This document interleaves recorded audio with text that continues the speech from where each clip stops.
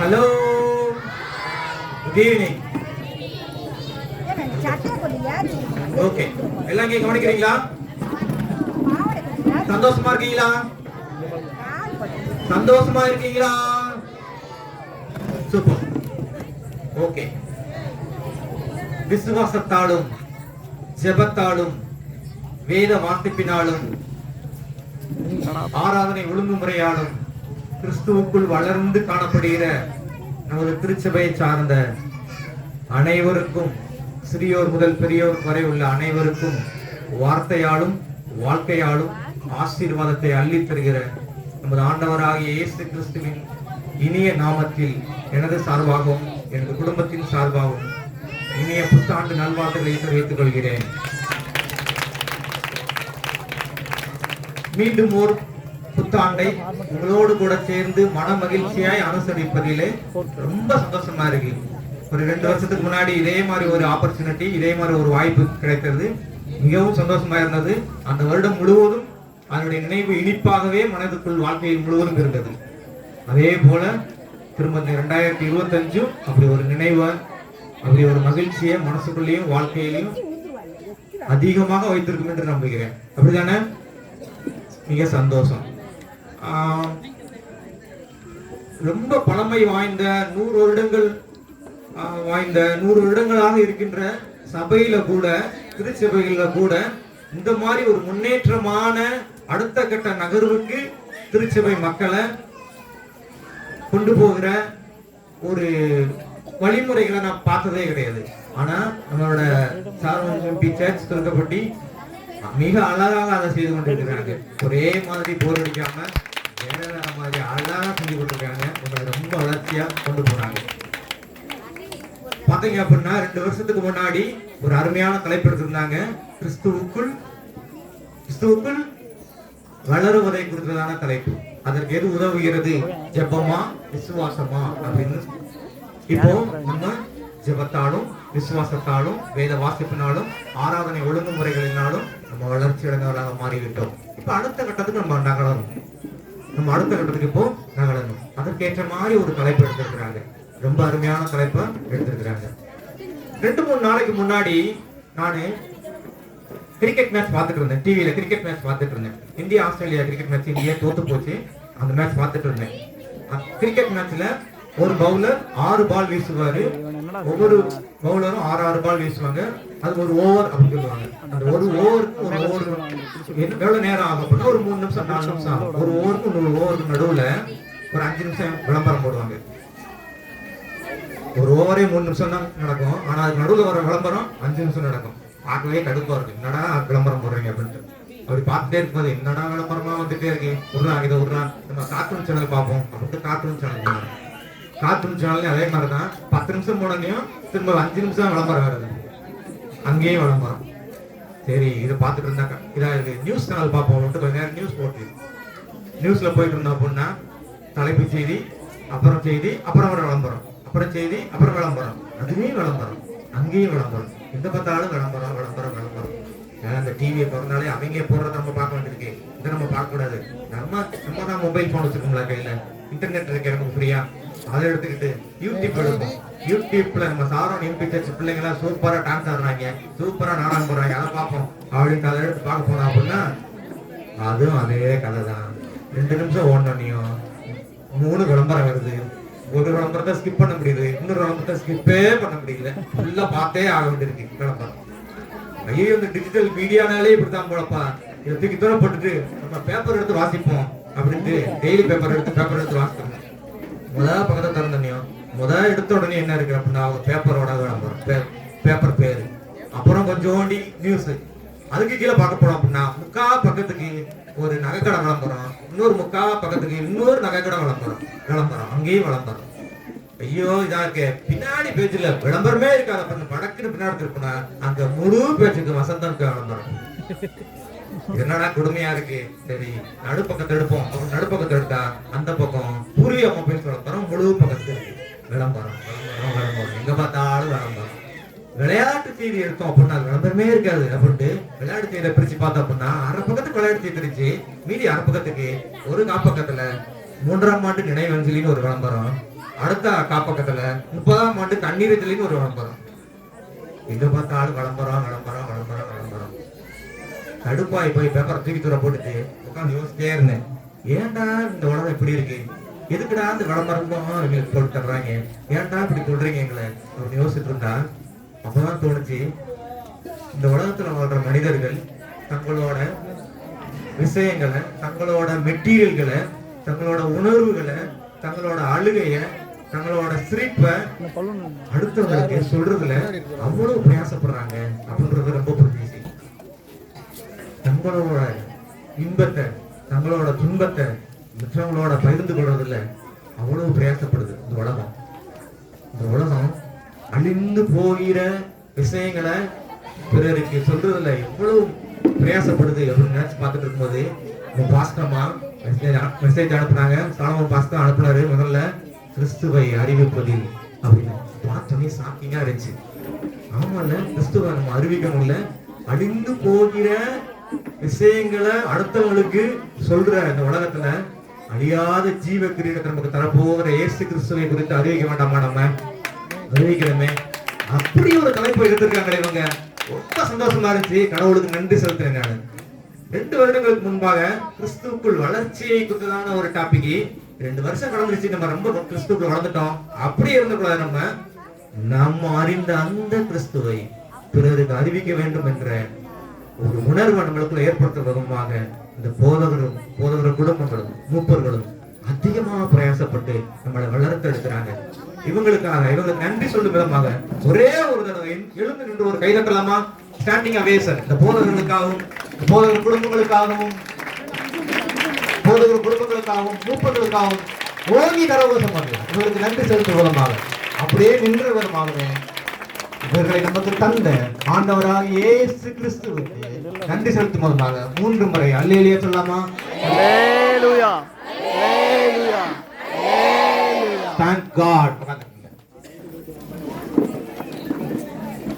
கிறிஸ்துவை அறிவிப்பதில் பெரும் பங்கு வகிப்பது வார்த்தையே வாழ்க்கையே அப்படின்னு பேசுறதுக்கு 2 டீம் தயாரா இருக்காங்க. போன தடவை கொஞ்ச நேரம் பேசி பேசி பேசி ரொம்ப லேட் ஆகிட்டோம். இதோட அப்படிலாம் ஆகாம கடை பேசிட்டு போயிட போறோம். நம்ம ஏற்கனவே வரும்போதே 2 வார்னிங் கொடுத்தாங்க. சரியா? 1 சீக்கிரம் முடிச்சிருங்க, ரொம்ப பசிக்குது அப்படின்னு. அப்புறம் எங்களுக்கு தானே திருப்பி சொல்லிங்க அப்படிலாம் கேட்டாங்க. சரி, ஓகே. இப்போ 2 அணியினரும் ரொம்ப தயாரா இருக்காங்க நினைக்கிறேன். பேப்பர் பேப்பர்லாம் வச்சிருக்காங்க. அங்க அந்த பக்கம் ஒருத்தர் பெரிய டைரி எடுத்துட்டு வந்திருக்காரு. ஒருத்தங்க பெரிய டைரி நிறைய எழுதி வச்சிருந்தாங்க. நான் பார்த்தேன், ரொம்ப ஜோரா இருக்காங்க.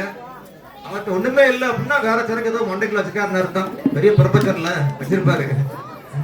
சரி, இப்போ நம்ம முதலாவதாக கிறிஸ்துவை அறிவிப்பதில் பெரும் பங்கு வகிப்பது வார்த்தையே அப்படின்ற தன்னோட தலைப்புல முதலாவதாக பேச வர்றாங்க ஒருத்தங்க. கிறிஸ்துவையே அறியாத, கிறிஸ்துவை ஏற்றுக்கொள்ளாத ஒரு கிராமத்துல இருந்து கிறிஸ்துவை சொந்த ரட்சகராக ஏற்றுக்கொண்டு அவரை தன்னுடைய வார்த்தையின் மூலமாக அறிவிக்க காத்து கொண்டிருக்கிற டீச்சர் அவர்கள் அன்போடு வரவேற்கிறோம். கைதட்டி வரவேற்கலாமா? வரவேற்கும். அப்போ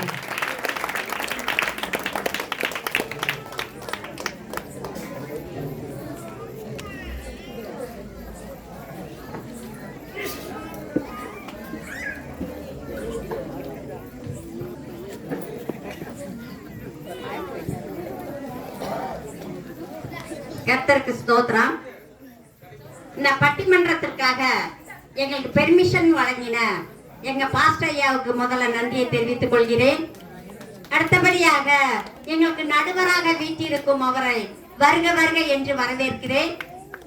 அடுத்தபடியாக 2 அணியினரையும் வரவேற்று அவர்கள் பேசும் வார்த்தைகளையோ வாழ்க்கைக்குரியவைகளையோ இயேசுவை பற்றி அறிவதில் முக்கியமாக வைத்துக் கொண்டிருக்கிற அணியினருக்காக அவர்களையும் வருக வருக என்று வரவேற்கிறேன்.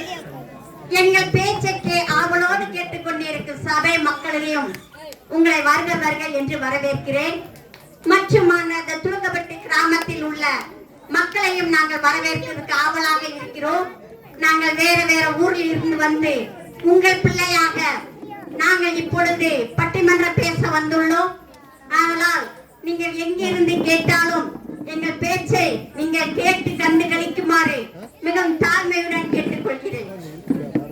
இப்பொழுது எங்களுக்காக கொடுக்கப்பட்ட தலைப்பு கிறிஸ்துவை அறிவிப்பதில் முதலிடம் பெறுவது வார்த்தையா வாழ்க்கையா என்ற தலைப்பில் நான் வார்த்தை என்ற தலைப்பில் பேச வந்துள்ளேன். வார்த்தை என்ற தலைப்பில் பேசுவது நாம் பேசும் வார்த்தைகளாலும் பேசும் விதத்தாலும் மற்றவர்களை உற்சாகப்படுத்தவும் ஆறுதல் படுத்தவும் முடியும். நம்ம பேசும் வார்த்தைகளாலும் பேசும் விதத்தால் தான் உற்சாகப்படுத்தவும் ஆறுதல் படுத்தவும் முடியும். மனுஷனை நோக்கி ஆண்டவர் சொன்னது, ஆண்டவருக்கு பயப்படுவதே ஞானம். ஞானம் என்பதை நடுவர் அவர்களே, ஞானம் ஒரு வார்த்தை. ஞானம் என்ற வார்த்தை பொல்லாப்பை விட்டு விலகுவதே புத்தி. புத்தி என்பது ஒரு வார்த்தை. ஞானம் என்பது அறிவு பெற்றவுடன் புத்தி வந்து அவனுக்கு தெளிவாகிறது, ஒரு மனுஷனுக்கு. சரிங்களா? அப்ப புத்தி தெளிவாகும் போது அவன் என்ன செய்வான் என்றதை பின்னர் பார்ப்போம். என் வசனம் அவர்கள் மேல் துளி துளியாய் விழுந்தது. அவன் ஞானத்தை பெற்றான், அறிவை புத்தியை தெளிவாக்கினான். அவனுடைய அதாவது கர்த்தராய் ஆண்டவர் இயேசு கிறிஸ்து சொன்னது வசனத்தினால் அவன் இந்த மனிதனை துளி துளியாய் நனைக்கிறார். அப்படி வசனம் என்பது அவன் மேல் நனைந்தவுடன் அவன் என்ன செய்கிறான்?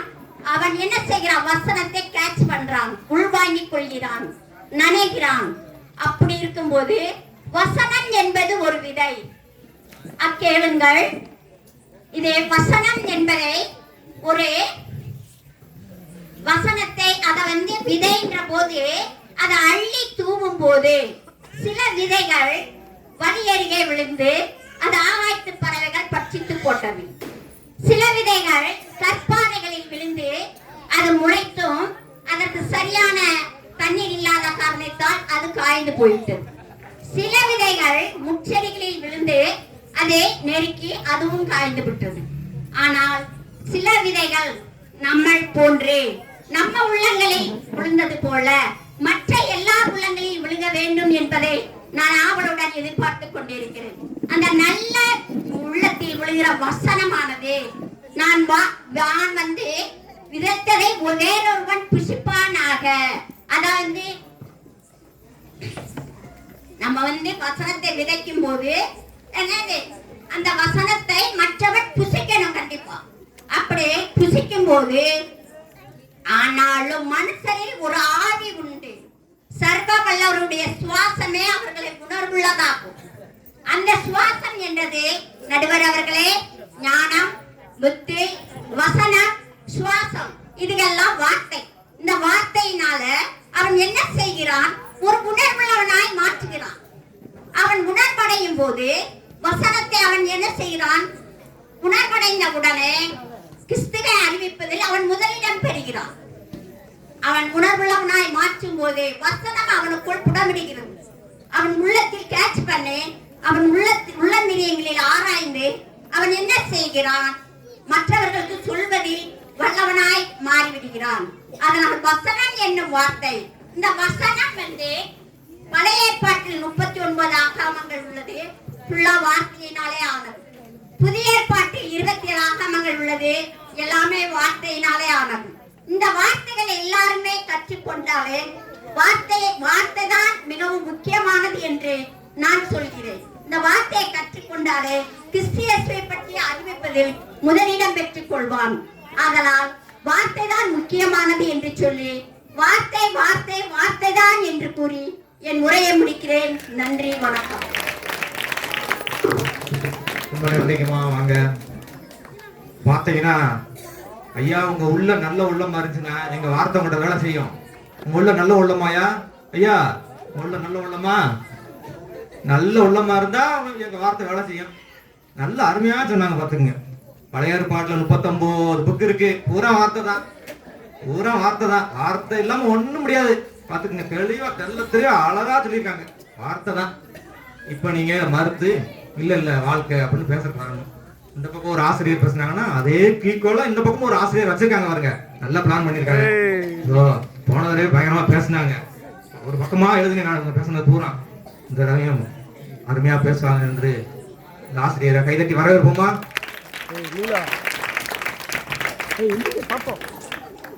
உள்ள போறீங்க. தேவனுக்கு மகிமை உண்டாவதாக. தேவனுக்கு முதலாவது ஸ்தோத்திரத்தை செலுத்திக் கொள்கிறேன். இப்போது உங்களுடைய அந்த வாய்ப்பை கொடுத்த நம்முடைய சபை போதகர்களுக்கும் உடன் ஊழியக்காரர்கள் ஒவ்வொருவருக்கும் சபையின் ஊழியக்காரி குடும்பத்திற்கும் இங்கு கூடியிருக்கிற ஒவ்வொரு விசுவாசிகளுக்கும் கர்த்தராகிய இயேசுவின் நாமத்திலே என்னுடைய ஸ்தோத்திரத்தை தெரிவித்துக் கொள்கிறேன். இன்னைக்கு பேசப்போற தலைப்பு கிறிஸ்துவை அறிவிப்பதில் முக்கியமானது வாழ்க்கை தான் அப்படின்னு சொல்லி பேசுற தலைப்புல வந்திருக்கிறேன். வார்த்தைன்னு சொன்னாங்க. இப்போ ஒருத்தவங்க வந்து பசியோட இருக்கிறாங்க. பசியோட இருக்கிறவங்ககிட்ட போய் இருங்க உங்களுக்கு சாப்பாடு வந்துடும் சொல்லிட்டு போயிட்டோம்னா அவங்க பசி நிறைவாயிருமா? வார்த்தை நீங்க சொன்னா போதும், வார்த்தைக்கு வந்தா போதும், வார்த்தையில அறிவிச்சா போதும்னு சொல்லிட்டாங்க. பசியோட இருக்கிறாங்க. நீங்க நல்லா சாப்பிடுங்க, இந்த கடையில் நல்லா இருக்கும் அப்படின்னு சொல்லிட்டு போயிடுறாங்க. அந்த கடைக்கு போங்க, இந்த கடை நல்லா இருக்கும், இந்த கடையில சாப்பாடு செம்மையா இருக்கும் சொல்லிட்டு போறாங்க. ஆனா அவங்க பசி அடங்கிருமா? அடங்காது. எப்ப அது நிறைவாயிரும்? நம்ம ஒரு தடவை அவங்களுக்கு வாங்கி கொடுத்தோம்னா அது நிறைவாயிரும். அப்ப அந்த வார்த்தையின் மூலம் அந்த வாழ்க்கையை அந்த நடந்து காமிக்கும் போது அது முழு நிறைவாகும். இப்ப வந்து நம்முடைய நடுவர் அவர்கள் வந்து இந்த பட்டிமன்றத்துக்கு வர்றேன்னு சொன்னாங்க. ஆனா அவங்க வர்றேன்னு சொல்ல மட்டும் செஞ்சிருந்தாருன்னா இந்த மேடை வந்து முழுமையா ஆயிட்டாரு. உண்மையா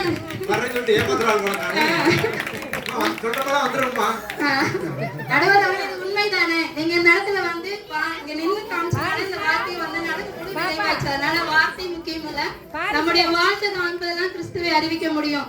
நமக்கு எல்லாருக்குமே யோபுவை பத்தி தெரியும். எல்லாருமே நம்ம தெரிஞ்சிருக்கிறோம், அறிஞ்சிருக்கிறோம். யோபோட வாழ்க்கை பத்தி. யோபுனாலே அவர் உத்தமமான மனுஷன் எல்லாருக்குமே தெரியும். சாத்தானுக்கும் தெரியும். சாத்தான் வந்து ஆண்டவர் போய் சொல்றான், நான் வந்து உத்தமமான மனுஷன் எல்லாரையும் பூமியெல்லாம் சுத்தி பார்த்துட்டு போய் ஆண்டவர்கிட்ட வந்து சொல்றாரு. ஆண்டவரே கேட்கிறாங்க, எல்லாம் பூமியெல்லாம் உலாவிட்டு யோபு மேல கவனம் வைத்தாயோ அப்படி சொல்லி கேட்கிறாரு. ஆமான்னு சொல்றாரு. அப்ப சொல்லும் போது உத்தமன்னு சொல்றாங்க, நீங்க உத்தமன்னு சொல்லி தேவனுக்கு பயந்த மனுஷன் சொல்றீங்க. ஆனா நான் சோதிச்சு பார்த்துதான் நான் என்ன செய்வேன், அவன் உண்மையிலே உங்களுக்கு பயந்த மனுஷன் சொல்லி தெரிஞ்சுக்கவேனாரு. வார்த்தை தான் சொன்னாரு. ஆண்டவரே சொல்றாரு தேவனுக்கு பயந்த மனுஷன் சொல்லி.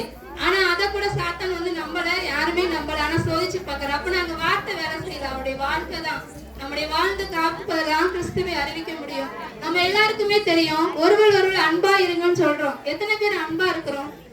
தேவன் காட்டின அன்பு எத்தனை பேர் காமிக்கிறோம்? வார்த்தையில சொல்றோம், இயேசுவை போல இருங்க, இயேசுவை போல மாறணும், உண்மை போல மாறணுமேன்னு சொல்லி பாட்டு படிக்கிறோம், வார்த்தையா பேசுறோம். எத்தனை பேர் நம்ம வந்து அந்த வாழ்க்கையில காமிக்கிறோம்? வார்த்தைன்னு சொல்றோம். நம்ம வந்து அந்த வார்த்தையின்படி நம்ம வாழ்க்கையை வந்து வாழ்ந்து காட்டணும். நம்ம எல்லாருக்குமே அன்னை தெரசா பத்தி தெரியும். எல்லாருக்குமே தெரியுமா? அவங்க வந்து எல்லாரும் அவங்க நேசிச்சாங்க. அந்த அன்பை வந்து காமிச்சாங்க எல்லாருமே. யாருமே பக்கத்துல போக மாட்டோம். ஒரு குஷ்டரோகமோ அந்த காலத்துல வந்து அந்த புண்களால யாருமே பக்கத்துல நம்ம போக கூட இப்ப யோசிப்போம் எல்லாருமே. ஆனா அவங்க பக்கத்துல போய் அதை தொலைச்சு லீட் பண்ணி அந்த அன்பை வந்து அதன் மூலமா அறிவிச்சாங்க. நிறைய கிறிஸ்தவர்கள் வந்து நமக்கு மிஷனரிகள் வந்து அந்த அன்பு வார்த்தையா கூட சொல்லிட்டு போகல, ஆனா அவங்க வாழ்ந்து காட்டினாங்க. அதுலதான் முக்கியம். நம்ம கிறிஸ்துவ அறிவிக்கணும், நம்முடைய வாழ்க்கையில வாழ்ந்து காட்டணும். வாழ்க்கை தான் கண்டிப்பா முடியும். நம்மளே ஏன் நம்புறோம்? அப்ப ஆண்டவர் வந்து நமக்காக பிறந்தாரு, பிறந்தனாலதான் நம்புறோம். அவர் மேசியா வருவார்னு எல்லாரும் எதிர்பார்த்தாங்க.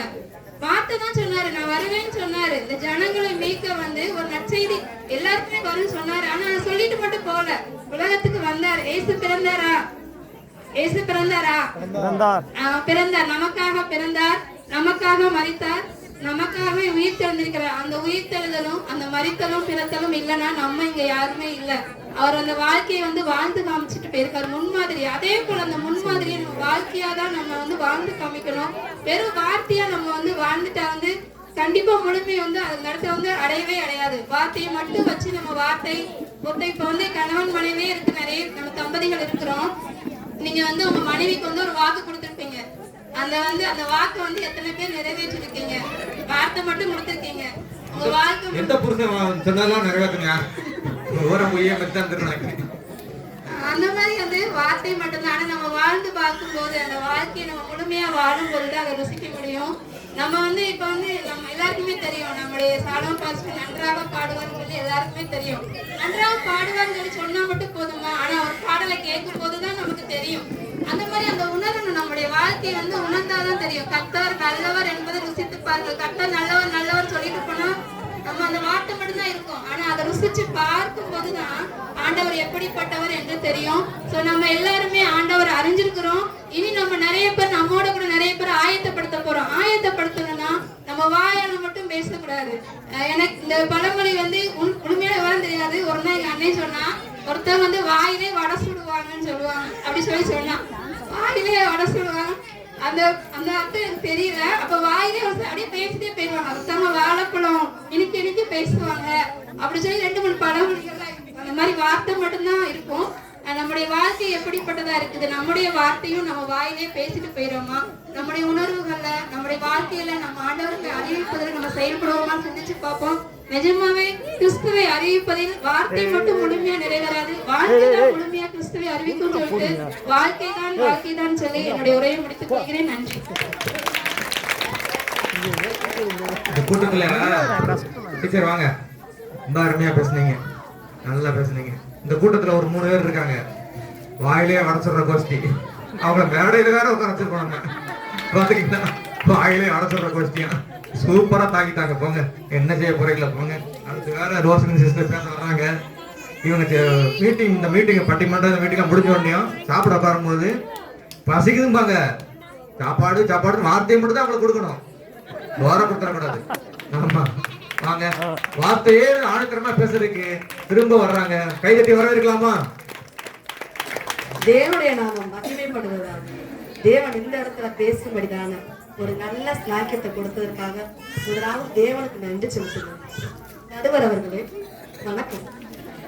வணக்கத்துல ஆரம்பிக்கிறாங்க. இவ்வளவு நேரம் நீங்க என்ன பண்ணீங்க? இவ்வளவு நேரம் நான் என்ன பண்ணேன்? என்ன சொன்னீங்க? என்ன சொன்னேன்? அதுதான் வார்த்தை. நல்லா வார்த்தை. அந்த வார்த்தையை குறிச்சு கிறிஸ்துவ அறிவிப்பதுல வார்த்தையே உங்களிடம் அப்படின்னு சொல்லிட்டு நான் பேச வந்திருக்கிறேன். அருமையான சகோதரி சூப்பரா சொல்லிட்டு போறாங்க. வார்த்தை பசிக்கிறதுக்கா வாழ்க்கை நாங்க பேச வந்திருக்கோம். வாழ்க்கைக்கு எது தேவை அவங்க சொல்லிட்டு போறாங்க பசிக்கிறத குறிச்சு. 2வது வேதத்துல என்ன சொல்லிருக்கு தெரியுமா? மனுஷன் அப்பத்தினால மாத்திரம் அல்ல, தேவனுடைய வாயிலிருந்து புறப்படுகிற ஒவ்வொரு வார்த்தையினாலும். அப்ப அங்க என்னது? அங்க வாழ்க்கை வரல, வார்த்தை தான் வந்திருக்கு. 2வது சொன்னாங்க யோபு என்ன செஞ்சாரு? வாழ்க்கை, யோபுடைய வாழ்க்கை சூப்பர் பெர்ஃபெக்ட் கரெக்ட். ஆனா யோபு என்ன பண்ணாரு? எத்தனை அதிகாரம் இருக்கு தெரியுமா? 42 அதிகாரம் இருக்கு. 42 அதிகாரத்துல ஒவ்வொரு வார்த்தை அதனுடைய மொத்த உருவம் தான் யோபுடைய வாழ்க்கை. சோ வார்த்தை இல்லாம யோபு இல்ல, வார்த்தை இல்லாம யோபு வாழ்க்கை இல்ல. அடுத்து அன்னை தெரசா தெரியும். அன்னை தெரசா சூப்பரா சமூக தொண்டு செஞ்சாங்க, சூப்பரா பண்ணாங்க. ஆனா அதுக்கெல்லாம் காரணம் என்ன தெரியுமா? நான் படிச்சிருக்கிறேன். அவங்க பைபிள முழுக்க பைபிளுடைய வார்த்தைய படிச்சவங்க. சோ அதனாலதான் பைபிள்ல உள்ள வார்த்தைய அவங்க படிச்சதுனாலதான் அவங்க சமூக நலமோ தொண்டோ செய்ய முடிஞ்சிச்சு. சோ தொண்டு செய்யறதுக்கு சமூக நலம் பண்றதுக்கு வாழ்க்கை இல்லை, அங்க தேவை வார்த்தை. அதுக்கு எடுத்து பார்ப்போம். இயேசுவை குறிச்சு சொன்னாங்க. இயேசு பிறந்த அவர் வாழ்க்கை வாழ்ந்து காமிச்சாங்க. ஆனா இயேசு பிறகுறதுக்கு முன்னாடி ஏசாயா தீர்க்கதரிசியில் எழுதப்பட்டிருந்துச்சு, உனக்கு ஒரு குமாரன் கொடுக்கப்படுவார், அவர் கர்த்தத்துவம் தோளின் மேல் இருக்கும், அவர் நாமம் அதிசயம். இப்படி சொல்லி என்ன சொன்னாங்க? கிறிஸ்து பிறந்தது 4000 வருஷத்துக்கு அப்புறம். சோ இயேசு பிறப்பதற்கு அங்க முதன்மையா காணப்பட்டது வார்த்தை, வாழ்க்கை இல்ல. ஓகே, நெக்ஸ்ட் போவோம். அதுக்கு அடுத்து நடுவர் அவர்களே இவ்வளவு நேரம் வார்த்தையால பேசிட்டு வார்த்தை தான் தீர்ப்புன்னு சொல்லப்படுறதுக்காண்டி, ஏன்னா அந்த தீர்ப்பை எப்படி சொல்லணும்? வார்த்தையில தான் சொல்லணும். சோ அடுத்து நம்ம சகோதரி சூப்பரா சொல்லிட்டு போனாங்க. அவங்கள குறிச்சு பார்த்துருவோம். அவங்க ஆன்லைன் பிரேயர்ல பிரசங்கம் பண்ணுவாங்க. எப்படி? வார்த்தையால பிரசங்கம் பண்ணுவீங்க, வாழ்க்கையாலே பிரசங்கம் பண்றீங்க. அவங்க உட்கார்ந்துருப்பாங்க ஒரு மூலையில, எல்லாம் உட்கார்ந்துருப்போம் அவங்க வீட்டுல. ஆனா அவங்க பண்ற பிரசங்கம் என்னது? வாழ்க்கை இல்லையா? இந்த என்னமோ சொல்லுவாங்களே, கட்டுறது ஒண்ணு இடிக்கிறது ஒண்ணு சொல்லுவாங்க, அது வேண்டாம். அப்படிதான் சகோதரி. அப்புறம் ஒண்ணு வருவோம். எங்க பாஸ்டரை விட்டு இருந்தா அந்த சங்கீதம் 31 தானப்பா, 31ல 24 வசனம். ஒத்த வார்த்தை விடுவாங்களா? விடாம ஒப்பிச்சுட்டு போயிருப்பாங்க. அப்ப அது என்னது? வார்த்தையா? வார்த்தையா? வார்த்தை. அடுத்து எங்க ஆர்டிக்கு வருவோம்.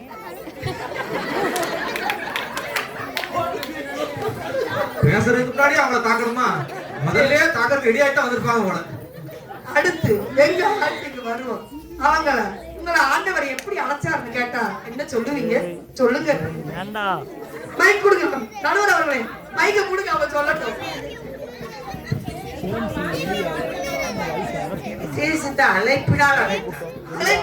ஆனா இவங்க சொல்றது என்ன தெரியுமா? மக்களை கேளுங்க, என்ன ஆண்டவர் அழைச்சாரு, வலது பக்கத்திலும் இடது பக்கத்திலும் இடம் கொண்டு பெருவாய் அழைச்சாருன்னு சொல்லுவாங்க. அவங்க கேள்விப்பட்டிருக்கீங்களா? கேட்டிருக்கீங்களா? கேட்டவங்க கை தூக்க பாப்போம். அது என்னதுங்க? வார்த்தையா? வார்த்தையா? என்னது அது? வார்த்தை. அப்புறம் ஆன்லைன் பிரேயர்ல ஏன் ஜெபம் இருக்கா?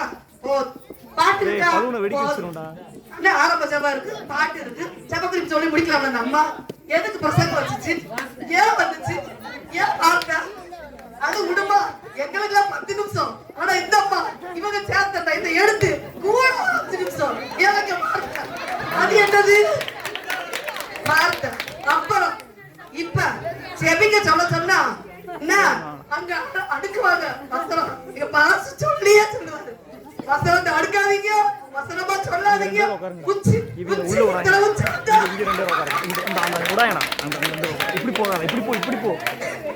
எத்தனை உச்சி வந்தாலும் நான் மனப்பாடம் பண்ண வார்த்தைய, நான் மனப்பாடம் பண்ண வசனத்தை சொல்லாம விட மாட்டேன். என்ன செய்வாங்க?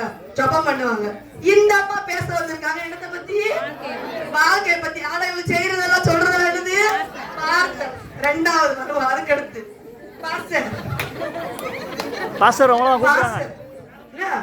இப்பொழுது வார்த்தையை கொடுக்கும்படி நம்ம மத்தியில சாலமன் பாஸ்டர் வருவாங்க. எப்படி எதுக்கு அனுப்பிச்சு வராரு? வரக்கூடாதுல. இவர் பேசுறது என்னது? வாழ்க்கை. வார்த்தையை சொல்லும்படி வருவார். நாளைக்கு பாசு கூப்பிடணும். அப்பதான் இவர் வரணும். வார்த்தையை சொல்ல நிறுத்தக்கூடாது, வரக்கூடாது.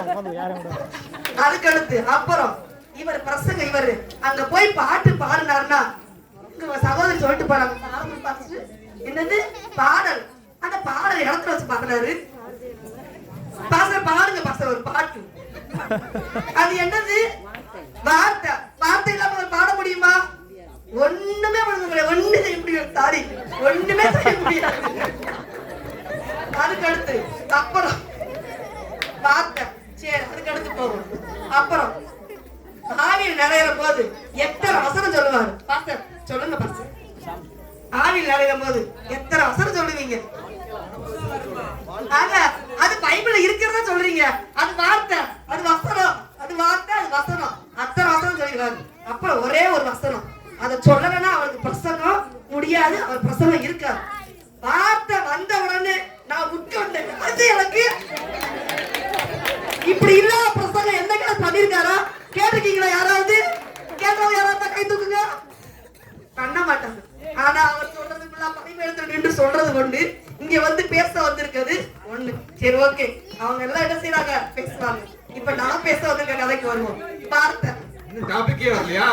இவ்வளவு நேரம் தாக்குதல் தான் நடந்திருக்கியா? சரி, வார்த்தை. சரி, இப்ப வார்த்தைக்கு வந்துருங்க. வார்த்தை. எல்லாரும் பிறந்தது உடனேமோ சொல்ல பைபிள்ல சொல்லப்பட்டிருக்கு, நான் தாயின் கருவுல உருவேற்படும் நாள் முதல் கொண்டு என்ன செஞ்சுட்டாரு? பெயர் சொல்லி அழைச்சிருக்காரு. அப்ப நம்ம பிறக்கிறதுக்கு என்ன தேவைப்படுது? ஆண்டோடைய வார்த்தை தேவைப்படுது. பிறந்தாச்சு, வளர்ந்தாச்சு. பிறந்த நாள் முதலா தூக்கி எறியப்பட்டேன் அப்படின்னு சொல்றாங்க. அந்த தூக்கி எறியப்பட்ட நம்மள தூக்குறதுக்கு ஒரு வார்த்தை தேவைப்படுது. அந்த வார்த்தை இல்லைன்னா நம்மள தூக்கி இங்க வந்திருக்க மாட்டோம், இங்க இருந்திருக்க மாட்டோம், இந்த இடத்துல ஆண்டவருக்கு சாட்சியா இருந்திருக்க மாட்டோம். அதுக்கு தேவைப்படுறது என்னது? வார்த்தை, வார்த்தை, வார்த்தை. அப்புறம் இன்னைக்கு எல்லாரும் சாட்சி சொல்றீங்க. பாஸ்ட் நானு அது எங்க மகாலட்சுமி அக்காவை கேட்டுக்கோங்க, நானும் ரொம்ப கஷ்டமா இருந்தேன், அழுதுகிட்டே இருந்தேன், நான் உன்னை விட்டு விடாத கைவிட சொல்லிட்டாருல உடனே அவளுக்கு அங்க சாட்சி சொல்லாம இருக்க முடியாது. எத்தனை பேர் அப்படி? எனக்கு வார்த்தை வந்துச்சு, நான் கஷ்டத்தோட வந்தேன், நானு ரொம்ப அழுதுகிட்டே வந்தேன், எனக்கு அவ்வளவு வேதனையா இருந்துச்சு. எத்தனை சர்ச்சுக்கு வந்திருக்கும்? மனசாட்சி தொட்டு சொல்லுங்க, எத்தனை பேர் வந்திருக்கோம்? எனக்கு வார்த்தை வந்துச்சு. வாழ்க்கை வந்துச்சு நான் சொன்னீங்க? யாராவது எனக்கா சாட்சி சொல்லிட்டீங்களா? எனக்கு வாழ்க்கை வந்துச்சுன்னு. எனக்கு வார்த்தை வந்துச்சு. அந்த வார்த்தை நான் உட்கொண்டேன். எனக்கு என்ன செஞ்சுச்சு? அது தேவ பலனா இருந்துச்சு. நான் வாழ என்ன செஞ்சுச்சு? அது எனக்கு உதவி செஞ்சுச்சு. அப்புறம் ஜெபிக்க அந்த அம்மா மட்டும் தான் ஜெபம் பண்ணுவாங்களா?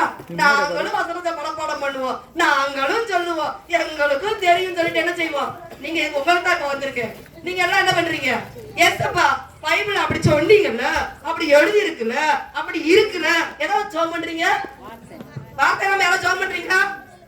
அப்படின்னா சொல்லுங்க, நானும் கத்துக்கிறேன். எனக்கு தெரியல, வார்த்தை இல்லாம ஜெபம் பண்ண எனக்கு தெரியல. ஜெபம் பண்றீங்க யாராவது? இல்ல. அப்ப ஜெபிக்க என்ன தேவைப்படுது? வார்த்தை தேவைப்படுது. அப்புறம் ஆண்டவர் செஞ்சாரு. இன்னைக்கு பிரசங்கம் பண்ண அவர் வார்த்தை இல்லாம எனக்கு பிரசங்கம் பண்ண முடியுமா? இனிமேல் முடியாது. வார்த்தை இல்லாம பிரசங்கம் பண்ண முடியாது. சரி, நீங்க வாழ்றீங்க வாழ்ந்துட்டே இருக்கீங்க, வாழுங்க.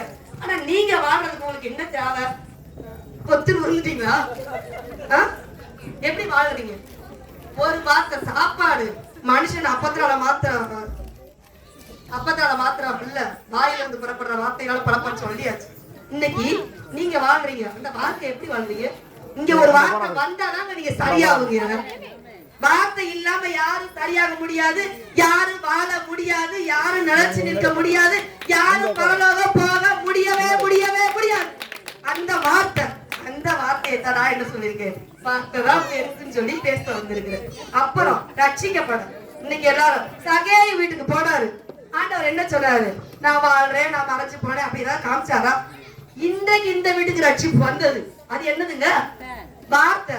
அப்ப ரட்சிக்கப்படுறதுக்கு என்ன தேவை? நம்ம பிறக்கிறதுக்கு வார்த்தை தேவை, நம்ம ஜபிக்கிறதுக்கு வாழ்க்கை தேவை, நம்ம ரட்சிக்கப்பட்டு நம்ம சபைக்கு வர்றதுக்கு என்ன தேவை?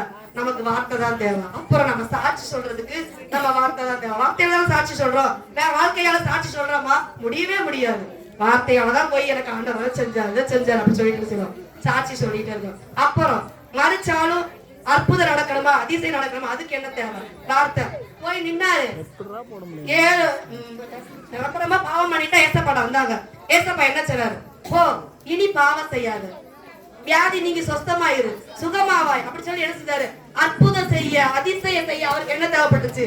வார்த்தை தான் தேவைப்பட்டுச்சு. வாழ்க்கை தேவைப்படவே இல்லை. அந்த இடத்துல அவருக்கு தேவை வார்த்தை. அப்புறம் மறிச்சவங்க பிறந்த நாள் முதலே நமக்கு வார்த்தை வந்துச்சு. அதுக்கு அடுத்து மறிச்சவங்களை உயிரோடு எழுப்ப போனாரு. யார் கல்லறைக்கு போனாரு? லாசரு கல்லறைக்கு போனாரு. ஒரு வாழ்க்கை தானே வாழ்ந்தாரு. இந்த வார்த்தை என்னைக்கு முடியும்? நாளை காலையில தான் முடியும் போல, இல்ல அடுத்த நீர் வரைக்கும் போகும் போல. அவ்வளவு போனாரு. போனவனே அங்க என்ன சொன்னாரு? லாசருவே வெளியே வாண்டான்னு கூப்பிட்டாரு. அந்த வார்த்தைக்கு தான் அந்த பாடி என்ன செஞ்சுச்சு? வெளியே வந்துச்சு. சோ பிறந்ததுல இருந்து நம்ம சாகுற வரைக்கும் செத்த பின்பும் நமக்கு தேவை வார்த்தை. அந்த வார்த்தை தான் தீர்ப்பளிக்க வேண்டும் என்று சொல்லி நன்றி கூறி விடைபெறுகிறேன். நன்றி, வணக்கம். நான் சொன்னேன், இவ்வளவு பெரிய கூட்டத்துல 3 பேர் தான் இருக்காங்க வாயில வட சொல்றதுக்குன்னு. இந்த அம்மா எந்திரிச்சு பேசுறது இல்ல. இப்ப மொத்த கூட்டத்தையும் இப்படி ஆக்கி விட்டு போயிடுச்சு. நீங்க எல்லாரும் அந்த அம்மாக்கு சப்போர்ட் பண்ணி கைதட்டி உங்களை எல்லாத்தையும் அந்த அம்மா பக்கம் எடுத்துக்கிச்சா? இப்ப பூரா மனசுல நினைச்சிட்டு இருக்காங்க, வார்த்தை தான் போலப்பா, ரொம்ப கரெக்டா இருக்கும் போல, வார்த்தை தான். என்னத்த பாஸ்டம் என்னத்த பேசி என்னத்த வாழ்க்கைன்னு சொல்லி. ஆனா முதல்ல ப்ரிப்பரேஷன் என்ன தெரியுமா? இந்த சிஸ்டரு வார்த்தைக்கு ப்ரிப்பேர் பண்ணல, இந்த 3 பேரையும் ப்ரிப்பேர் பண்ணிருக்கு. ரொம்ப கடுமையா பண்ணிருக்கு. அதையும் அதுவே 1/4 மணி நேரம் போகுது. விட்டல, யாரையும் விட்டு வைக்கல. என்ன செய்ய போறாங்களா? பாஸ்டம்மா 3 பேர் தான் இருந்தாங்கன்னு நினைச்சிட்டு இருந்தோம். இப்ப மொத்த கூட்டத்தையும் தனக்கு சாதமா இழுத்துட்டு பேசுற சிஸ்டரு. என்ன செய்ய போறீங்க, எப்படி பேச போறீங்கன்னு தெரியல, பாப்போம் என்ன பேசுறீங்கன்னு. வாங்க வாழ்க்கையே அப்படின்னு பேச பாஸ்டம்மா கையில கட்டி அடங்கல இருக்காமா?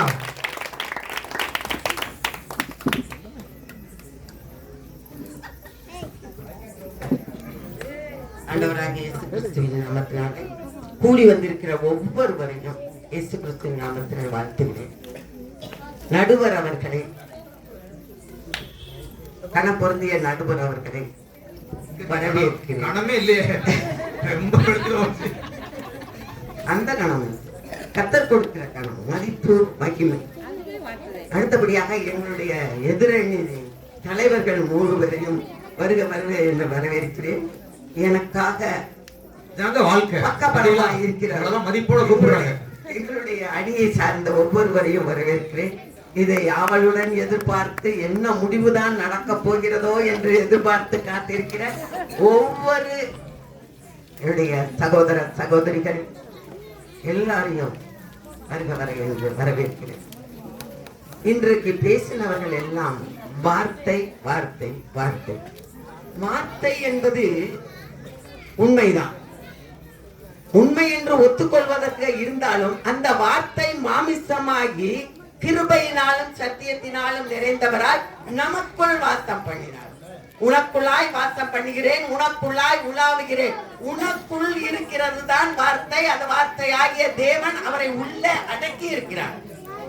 வார்த்தை என்பது வெளிப்படையாக சொல்கிற ஒரு சொல். அந்த சொல்லினுடைய காரியங்கள் முற்றுப்பெற வேண்டுமானால் நாம் இயங்க வேண்டும். நாம் இயங்கினால்தான், நம்ம நடவடிக்கைகள்ல காட்டினால்தான் அது முற்றுப்பெற முடியும் என்பதை தெரிவித்துக் கொள்கிறேன். ஒரு காரியம் முற்று பெறணும் சொன்னா நாம் ஒவ்வொரு காரியத்தையும் செய்து காட்டுவதில் தான் இருக்குது. வார்த்தையினால் தான் எல்லாமே வெளிப்பட்டது என்று எல்லாவற்றையும் சொன்னார்கள். எல்லா காரியங்களையும் இயேசு கிறிஸ்துவில் இருந்து எல்லாவற்றையும் சொன்னார்கள். ஆனால் அந்த வார்த்தை செயலிழந்து போனால் அது என்ன செய்ய முடியும்?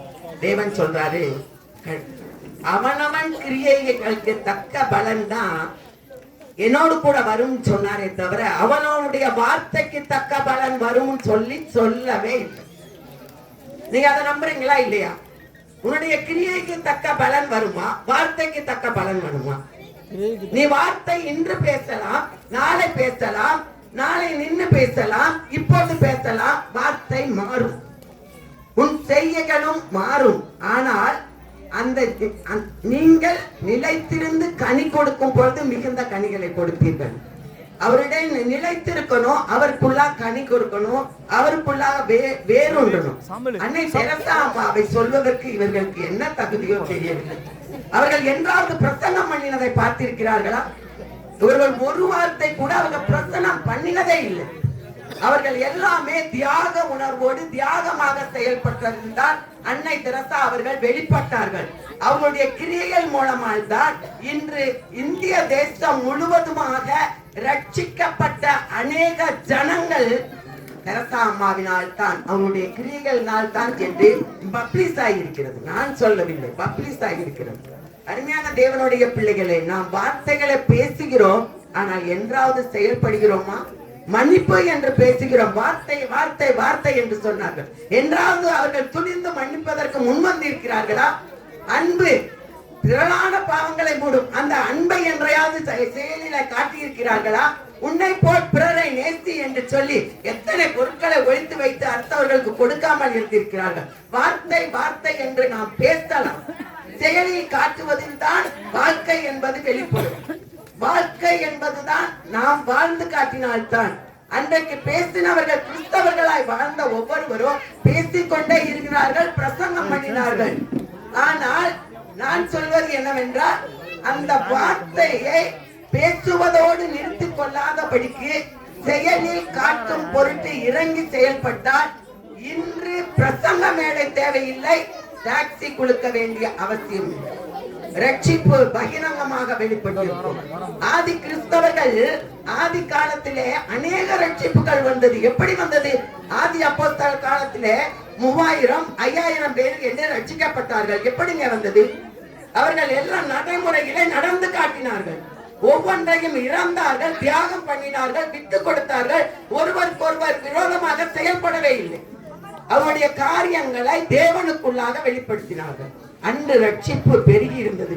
இன்றைக்கு 2.37 பாயிண்ட் தான் ரட்சிப்பிலேயே நிற்கிறது என்றால் இன்று கிறிஸ்தவர்கள் ஏன் பரவவில்லை? ஏன் அதிகமாக வரவில்லை? எங்கேயாவது நீங்கள் கிராமங்களில் போய் விசாரித்து பாருங்கள், அங்கே சொல்வார்கள் இந்த காரியங்கள் எல்லாம் கிறிஸ்தவர்கள் செய்கிறார்கள். இது எனக்கு பிடிக்கவில்லை, நான் வரவில்லை. ஒரு சிலர்களை கேட்டு பாருங்கள், இந்த சர்ச்சில் இது நடக்கிறது, இது எனக்கு பிடிக்கவில்லை, அதனால் நான் வரவில்லை. ஏன்? கிறிஸ்தவர்கள் வார்த்தையால சொல்கிறதை செய்தால் கிரியைகள்ல காட்டினால் இப்படிப்பட்ட நிலைமை வருமா? ஒரு நாள் ஒருவர் இருந்தார், ஒரு கேப்டன் இருந்தார். அந்த கேப்டன் அந்த வழியாக சென்று கொண்டிருக்கும் போது பள்ளி எத்தின ஒரு சிறுவன் அதிக துரிதமாக விளையாடி கொண்டிருந்தான்.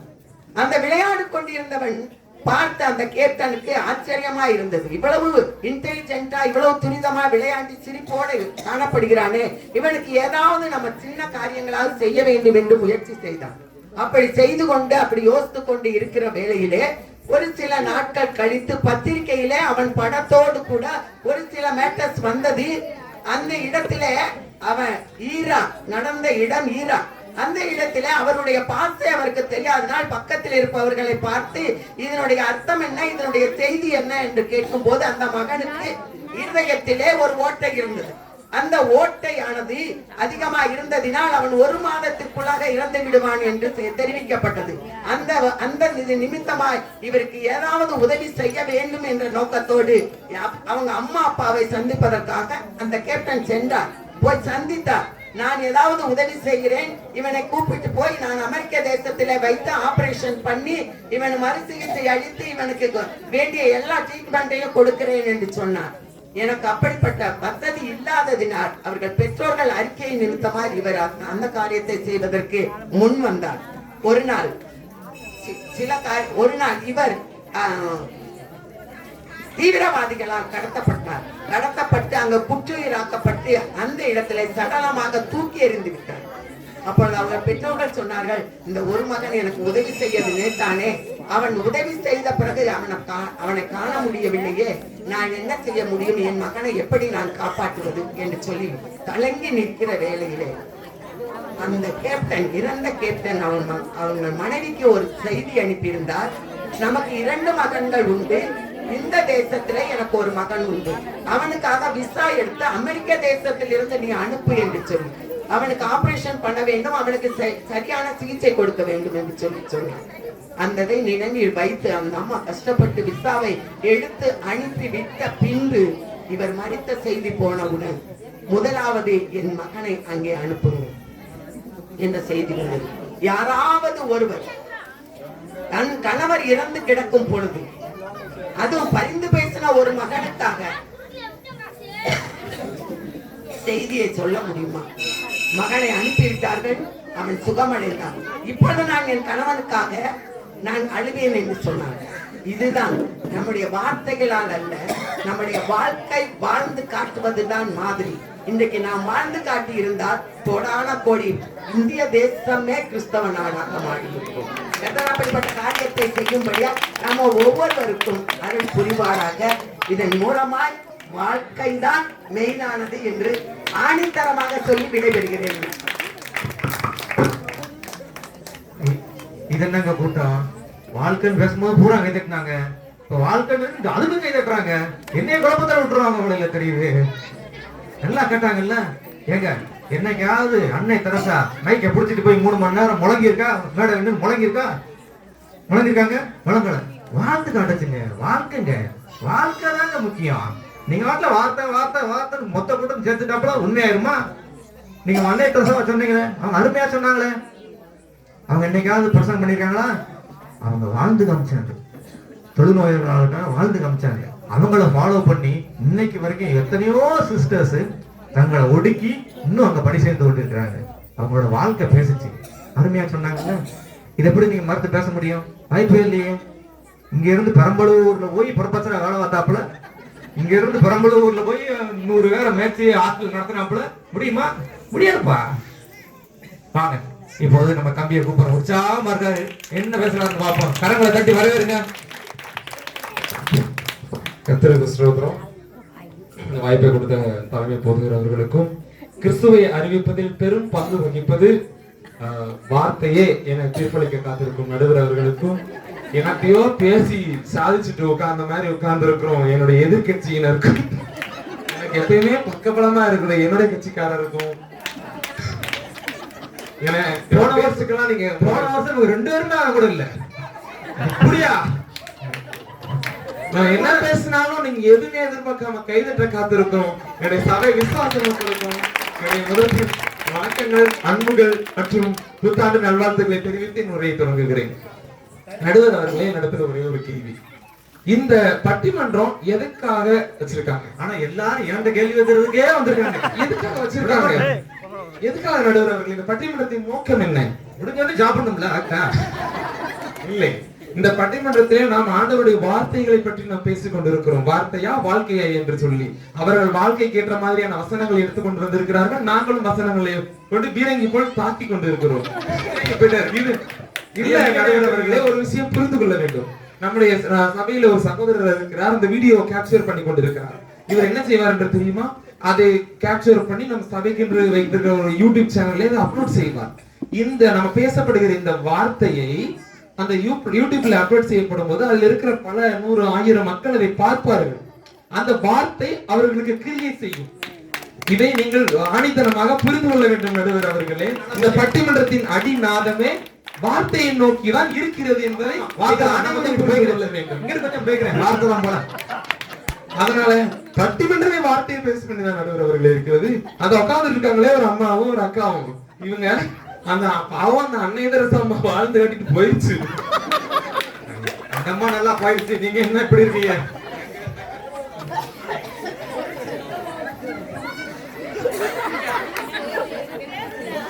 போயிடுச்சு. எந்த அம்மா போடுமா என்ன யாரு நாட்டுல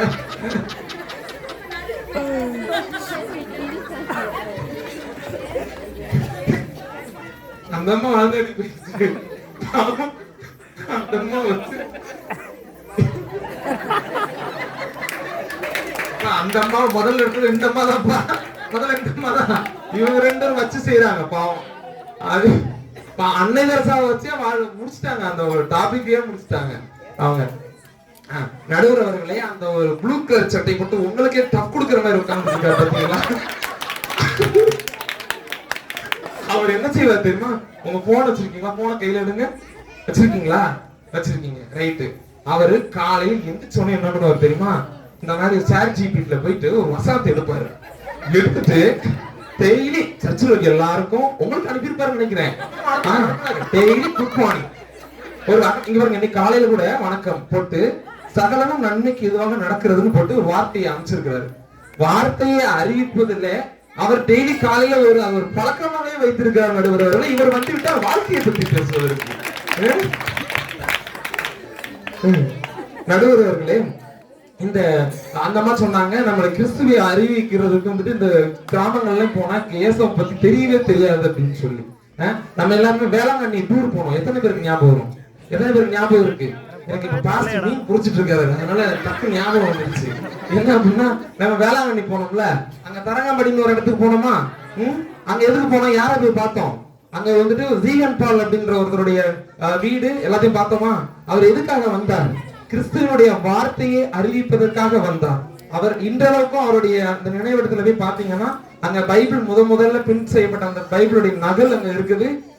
முதல்ல தமிழ்நாட்டுல பிரிண்டிங் பிரஸ் கொண்டு வந்தவரே அவர் தான். இன்றளவுக்கும் அந்த பைபிள் அப்படிங்கிறது வந்துட்டு ஒவ்வொரு நாளுமே அதிக உலகத்திலேயே வந்துட்டு அதிக அளவு பிரிண்ட் செய்யப்படுகிற ஒரே புத்தகம் என்னன்னு கேட்டீங்கன்னா பைபிள் தான்.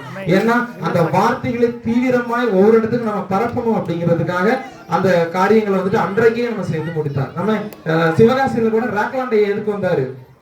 கிறிஸ்துவ அறிவிப்பதற்காக தான். இவங்க டாபிக்கே மறந்து போய் அன்னை தரசமா இழுக்கிறாங்க. பாவம், எங்கெங்க போய் இந்தியாவை மூளை முடுக்கலாம் போய் இழுக்கிறாங்க.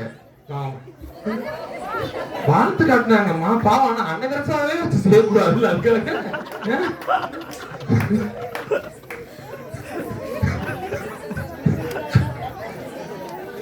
அதுக்கப்புறம் பாத்தீங்கன்னா நடுவர் அவர்களே, இன்னொரு ஒரு விஷயத்தை உங்களுக்கு நான் சொல்லி காட்டுறேன். அதாவது இந்த உலகத்தை விட்டு தூரத்துக்கு போன ஒரு புத்தகம் என்ன என்று உங்களுக்கு தெரியுமா? உலகத்தை விட்டு அனுப்புறதுல இருக்கா? இல்ல நடுவர் அவர்களே, அது நம்ம பைபிள் தான். நம்முடைய 1941 ஆண்டுல அப்போலோ 14 அப்படிங்கிற ஒரு ராக்கெட் மூலமா என்ன பண்ணிருக்காங்கன்னா நம்முடைய வேதாகமத்தை பைபிள் என்ன பண்ணிருக்காங்கன்னா ஒரு மைக்ரோஃபிலிம் காப்பி என்ன பண்ணிருக்காங்கன்னா முதல்ல ஏவுகணையை வச்சு ராக்கெட் என்ன பண்ணிருக்காங்க எடுத்துட்டு போயிருக்காங்க நிலாவுக்கு. பைபிள் ஒரு வசனம் இருக்குது, என்னிடத்துல இருக்கிற வார்த்தை என்ன பண்ணாது? வெறுமையா என்னிடத்துல இந்த புறப்பட்ட வார்த்தை வெறுமையாய் திரும்பாது. அந்த வார்த்தை எங்க போயிருக்கு? இப்போ நிலாவுக்கு போயிருக்கு. அங்க இருந்து என்ன பண்ணது? வெறுமையா திரும்பி வராது. அங்க ஏதாவது ஒரு கிரியை செஞ்சுட்டு தான் நடுவர் அவர்களே வரும். அதனால கிறிஸ்துவை அறிவிப்பதில்ல பைபிள் முதற்கொண்டு என்ன பண்ணிருக்குன்னா அங்கதான் போயிருக்குது. ஏன்னா வார்த்தை அப்படிங்கிறது முக்கியத்துவம் வைக்கிறது அப்படிங்கிறத நீங்க நல்லா புரிஞ்சுக்கணும் நடுவர் அவர்களே. அடுத்த பாயிண்ட் என்ன அப்படின்னா, நம்ம பேதுரு அண்ணன் எல்லாருக்குமே நல்லாவே தெரியும். ஒரே பிரசங்கம் தான். 3000 பேர் ஒரே கூட்டத்துல இதே மாதிரி பேசிட்டு இருக்கும்போது எத்தனை பேரு?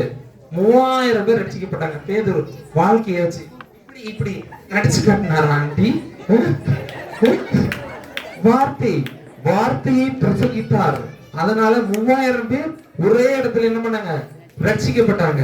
அது மட்டும் இல்ல, இன்னொரு ரகசியத்தை உங்களுக்கு நான் சொல்லி காட்டுறேன். மத்தேயு 5ஆம் அதிகாரத்துல ஆண்டவர் வந்து என்ன பண்ணார்? மலை பிரசங்கம் பண்ணினார். அந்த மலை பிரசங்கத்துல எத்தனை நாள் இருந்தாங்க அந்த மக்கள்? சின்ன பிள்ளைங்கள்ல இருந்து பெரியார் வரைக்கும் 3 நாள், இரவும் பகலும் 3 நாள் ஆச்சு. 3 நாள் ஏதாவது சாப்பிட்டாங்களா? இல்ல. ஏன் வாயடைச்சு போயிருக்கீங்க? அங்க அந்த ஆண்டவர் என்ன பண்ணார்? மக்களோட மக்களா அமர்ந்திருந்தார், வார்த்தையை பிரசங்கித்தார், ஓமைகளை சொன்னார். அது அவர்களுக்கு ஜீவ பலனாய் மாறிட்டு ஆட்டி. அது மட்டும் இல்ல, அந்த இன்னொரு இதுல இருக்கிற ரகசியம் என்ன தெரியுமா? ஒருவருக்கு வந்துட்டு நாம் ஆவிக்குரிய ஆகாரத்தை கொடுப்பதன் மூலமாக மாம்சத்தின் பசியை அடக்க முடியும் என்பதை ஆண்டவர் அன்றைக்கு நிரூபித்து காட்டினார். அதற்கு வார்த்தை தான் கிரியை செய்தது. அதனால இது ஒரு முக்கியமாக பாயிண்ட் இந்த இடத்துல நான் எடுத்து கூறுகிறேன். நடுவர்களே, எடுத்துக்கிட்டேன். இப்ப சாப்பாடு தருவீங்களா தெரியல, வார்த்தையை பார்த்து போயிருக்கிறேன். நடுவர்களே, இன்னொரு பாயிண்ட் எல்லார் வீட்டுக்குமே இது பொதுவா நடந்திருக்கும்னு நினைக்கிறேன். ஒரு 30ஆம் தேதி நான் 1ஆம் தேதி ஆன உடனே எத்தனை பேர் வீட்டுக்கு ஜீசஸ் கால்ஸ் புக்ஸ் வருது? எத்தனை பேர் வீட்டுக்கு வருது? எங்க வீட்டுக்கு வருது. இயேசு அழைக்கிறார் புத்தகம் வருதா? தரிசன சுடர் புத்தகம் வருதா? அட்ரஸ் மாதிரி வந்துட்டு இருக்குதா? அட்ரஸ் மாதிரியே வருதா? அப்ப வார்த்தை எப்படியாவது உங்க வீட்டுக்கு வந்துருது. ஆமா, ஜீசஸ் ரெடீம்ஸ்ல இருந்து இயேசு அழைக்கிற புத்தகம் வருது, ஜீசஸ் கால்ஸ்ல இருந்து இயேசு அழைக்கிற புத்தகம் வருது, தரிசன சுடர் புத்தகம் வருது, இன்னும் எத்தனையோ புத்தகம் வருகிறது. அதனால இதெல்லாம் எதற்கு? கிறிஸ்துவனுடைய வார்த்தையை புத்தகத்தின் மூலமாக இன்னும் அறிவித்துக் கொண்டிருக்கிறார்கள் என்பதை நீங்கள் புரிந்து கொள்ள வேண்டும் எதிர்க்கட்சியாளர்களே. அது இன்னும் மீடியாக்கள், எத்தனை மீடியாக்கள் இருக்கிறது கிறிஸ்துவை அறிவிப்பதற்கு. வார்த்தை தான். வீடியோ காணொலி மூலமாக கூட வார்த்தைகளை நாம் எத்தனையோ பார்த்து கொண்டிருக்கிறோம், எத்தனையோ யூடியூப் மூலமாக. இது ஒன்று தெரியுமா? இந்த பட்டிமன்றத்தின் டாபிக்கவே எம் எதிர்க்கட்சியாளர் அமர்ந்திருக்கிறாரே அந்த அம்மா, யூடியூப்பை பார்த்து தான் இந்த தலைப்பை சூஸ் பண்ணினார் என்பது அப்பட்டமாக எல்லாருக்குமே தெரியும். அதே இல்ல, டாபிக்கவே. ஆமா, அதுக்கு எதை தேவைப்பட்டது? இதே போல ஒரு பட்டிமன்றத்தில் வார்த்தை தேவைப்பட்டது என்பதை நீங்கள் புரிந்து கொள்ள வேண்டும் நடுவர் அவர்களே. அதுக்கப்புறம் அதனால நடுவர் அவர்களே, உங்களிடம் ஒரு கேள்வி. திடீரென்று உங்களுக்கு ஒரு தரிசனம் வருகிறது என்று வைத்துக் கொள்வோம். வந்துச்சு, ஏற்கனவே வந்துச்சு. தரிசனத்தில் இப்படியாக சொல்லப்படுகிறது, தம்பி ரொம்ப கேள்வி வைப்பானோம், நீ புறப்பட்டு போய் சகல ஜனங்களையும் சீசராக்கு என்பது அந்த தரிசனம். நீங்கள் என்ன செய்வீர்கள்? புறப்பட்டு போய் ஒரு ஊருக்குள்ள போறீங்க, துளுக்குப்பட்டி ஒரு கிராமத்துக்குள்ள போக சொல்றீங்க. போயிட்டு நிப்பீங்களா நடுவர்களே? என்ன பண்ணுவீங்க? ஒரு புதிய ஏற்பாடு புத்தகத்தை எடுத்துட்டு போவீங்க, இல்ல அப்படின்னா ஏதாவது ஒரு பேம்ப்ளெட் கொடுப்பீங்க, இல்லன்னா இந்த மாதிரி ஒரு ஸ்பீக்கர் குட்டி, அது பேர் என்னது, ஸ்ட்ரேஞ்சர் பாக்ஸ் ஏதாவது எடுத்துட்டு போய் அதுல ஆண்டவருடைய வார்த்தையை என்ன பண்ணுவீங்க? பிரசங்கித்து அதன் மூலமாக நீங்க உங்களுடைய தீர்க்கதரிசனத்தை நிறைவேற்றுவீங்க. அதனால ஒரு ஊழியம் செய்யணும் அப்படின்னாலே அதுக்கு வார்த்தை தான் முக்கியம். அதுக்கு உங்களுடைய வாழ்க்கையை நீங்க பயன்படுத்த தான் செய்கிறீர்கள் தவிர வார்த்தையை நீங்கள் முக்கியமாக உபயோகிக்க வேண்டும். இல்லை என்றால் நீங்கள் கிறிஸ்துவை அறிவிக்கவே முடியாது முடியாது முடியாது என்பதை நீங்கள் புரிந்து கொள்ள வேண்டும் நடுவர்களே. அதனால இந்த கிறிஸ்துவை அறிவிப்பதிலே மிகவும் முக்கிய பங்கு வகிப்பது வார்த்தை தான் என்பதை நான் இன்னொரு முறை சுட்டி காட்டிக் கொள்கிறேன். இன்னொரு முறை வாழ்க்கை வாழ்க்கை என்று சொல்லி கூவிட்டு உட்கார்ந்துட்டு இருக்காங்களே, இது என்ன தெரியுமா? இவங்களோட வாழ்க்கை மூலமா நாமெல்லாம் வந்துட்டு கிறிஸ்துவை அறிவிக்கணும் அப்படின்னா ஆண்டோடைய 2வது வருகையே வந்துடும். உண்மைதானே? கொஞ்சம் கஷ்டம் தான். அதனால முடியாதுன்றலாம் இல்ல. நம்மளோட வாழ்க்கையை பார்த்து ஒருத்தன் கிறிஸ்துவ அறிஞ்சுக்கணும் அப்படின்னா அதுக்கு எவ்வளவு ஆண்டவர் 2வது வருகை வந்து போதும், நீ வந்து கூட்டு போயிருவாரு. அதனால கிறிஸ்துவை அறிவிப்பதிலே பெரும் பங்கு வகிப்பது வார்த்தை வார்த்தை வார்த்தை தான் என்று சொல்லி என்னை நோக்கி பாய ரெடியா காத்திருக்கிற அந்த தோட்டாவை நான் வரவேற்று என் உரையை முடித்துக் கொண்டு வணக்கம். இந்த குரூப்ல இருக்கிறவங்களுக்கு ஒரு முக்கியமான பாயிண்ட் இருக்கு. இந்த குரூப் வந்து 2 முக்கியமான விஷயத்துக்காக தயாராக வந்திருக்காங்க. 1, இந்த குரூப்பை தாக்கணும். 2, கூட்டத்துல இருக்க எல்லாத்தையும் தான் பக்கம் இழுக்கணும். பேசி கடைசியில் என்ன எடுத்துட்டாங்களே படக்கு அந்த பக்கம் போற மாதிரி ஆகி போச்சு. ரொம்ப பிளான் பண்ணி அழகா செஞ்சிருக்காங்க. ஆமா நல்லா வார்த்தைகளே தாக்குறாங்க. ஏற்கனவே நல்லா சொன்னார் தம்பி. அடுத்த ஒருத்தரை பேச அழைக்கணும். இவர் போன தடவை ஒரு குரூப்ல இருந்தாரு. அந்த குரூப்ல இவர் கூட இன்னொரு பாஸ்ட் இவர் குரூப்லயே இருக்க மாட்டேன், அந்த பேச்சுக்கே எல்லாம் ஓடி போனாரு. இவர் பேசின பேச்சுல அந்த பாஸ்ட் நான் அந்த பேச்சுக்கே வரலப்பா அப்படின்ட்டு ஓடியே போனாரு. சரின்னு சொல்லிட்டு இந்த பக்கம் இந்த குரூப்புக்கு மாறினாரு. இந்த பக்கம் குரூப்ல இருந்த அந்த தம்பி அந்த பக்கம் ஓடிட்டாரு. இவருக்கு குரூப்ல நான் இருப்பானான்னு அந்த பக்கம் ஓடிட்டாரு. இப்படியே பாஸ்டம்மாவும் இந்த டீச்சர் அம்மாவும் தாங்கி நின்றுட்டாங்க. இவரை இப்ப கூப்பிட்டு ஆகணும். ஐயா கடைசியா வாங்க. ஒன்னு என்ன பேசுறதுக்கு என்ன இருக்குன்னே தெரியல. வார்த்தை எல்லாத்தையும் தான் பக்கம் இழுத்து வச்சிருக்காங்க இந்த குரூப். பாப்போம் வாங்க.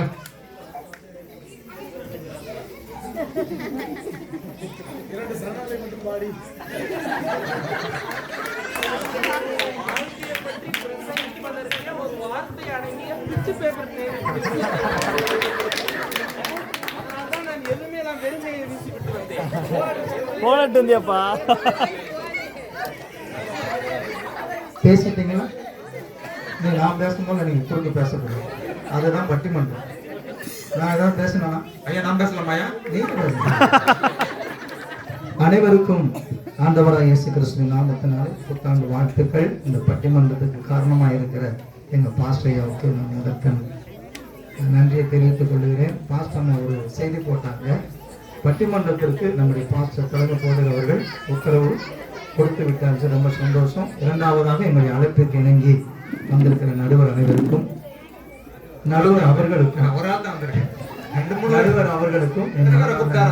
கொள்கிறேன். மாத்திரமல்ல என்னோடு கூட வாழ்க்கை என்று பேசின அன்பு பாஸ்டர் அவர்களுக்கு, சகோதரிக்கு என்னுடைய மனமார்ந்த நன்றி. இங்கே எனக்கு முன்னாலே அருகிலே அமைந்திருக்கிறதான எதிர்கட்சிகளை நானும் வரவேற்கிறேன்.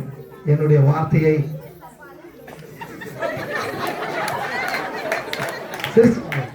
சிரிக்கணும். அதுக்கு சொல்றது வார்த்தை தான் சொல்லி பெலமா பேசுறதுனால வார்த்தை வந்து இயேசு கிறிஸ்துவை அறிவித்தர முடியாது. எனக்கு இவர் பேசின 2 வார்த்தைகளை நான் மறுபடியும் உங்களுக்கு நான் ரிப்பீட் பண்றேன். முதல்ல அவர் சொன்னார், இந்த பட்டிமன்றம் எதுக்கு நடக்குதுன்னு தெரியல. முதல்ல அவர் அப்படித்தான் ஆரம்பிக்கிறார். இந்த பட்டிமன்றம் எதுக்கு நடக்குன்னு தெரியுமா உங்களுக்கு அப்படி சொல்லி கேட்கிறாரு. அவருக்கே தெரியல. ரெண்டாவது, வார்த்தையை பத்தி பேசணுங்க ஏதாவது ஒரு வசனத்தை சொன்னாங்களா?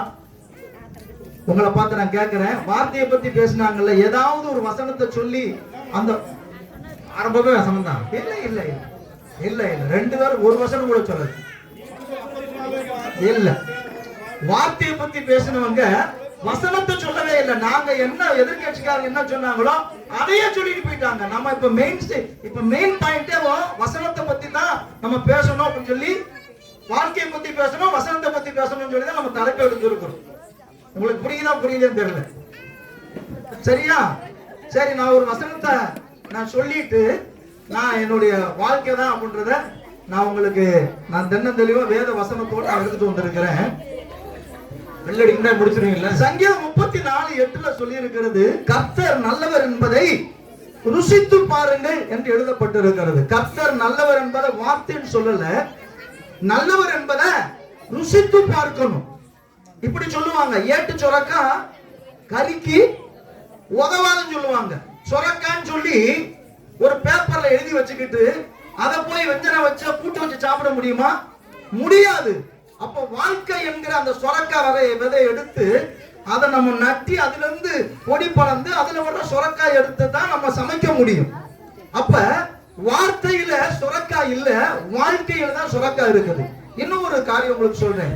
சீனின்னு சொல்லி ஒரு பேப்பர்ல எழுதி வச்சுக்கிட்டு வார்த்தைய காப்பியை போட்டு அந்த சீனிங்கிற பேப்பரை அந்த காப்பிகளை போட்டா இனிக்குமா? இனிக்காதா? இனிக்காது. அப்போ சீனி வேணும்.